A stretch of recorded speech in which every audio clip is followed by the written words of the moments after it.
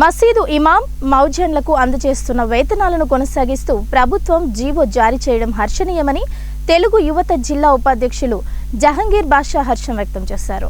శనివారం స్థానిక కార్యాలయంలో ఏర్పాటు చేసిన విలేకరుల సమావేశంలో ఆయన మాట్లాడుతూ చంద్రబాబు నాయుడు నేతృత్వంలోని కూటమి ప్రభుత్వం ఇమాం మౌజన్లకు గౌరవ వేతనాలను కొనసాగిస్తూ జీవో జారీ చేయడం హర్షణీయమన్నారు.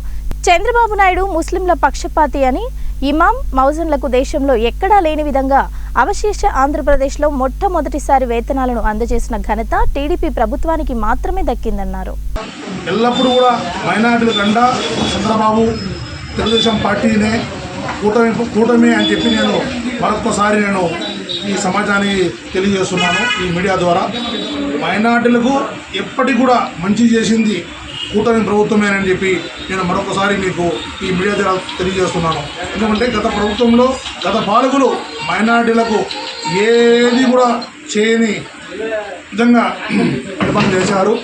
మైనార్టీలకు కార్పొరేషన్ లోన్లు ఇవ్వలేదు, దుల్హన్ పథకం ఇవ్వలేదు. మైనార్టీలకు వచ్చే పథకాలు ఏవి కూడా వాళ్ళు గత 5 ఏళ్ళు కూడా వాళ్ళు అటకెక్కించడం జరిగింది. దానికోసమే వాళ్ళు కూడా అటకెక్కడం జరిగింది. ఆ పార్టీ కూడా మళ్ళీ మైనార్టీలు అంతా కలిసి ఏకాభిప్రాయంతో మన కూటమి ప్రభుత్వాన్ని గెలిపించడం, ఆ కూటమి ప్రభుత్వం మైనార్టీలకు అండగా మళ్ళీ మేము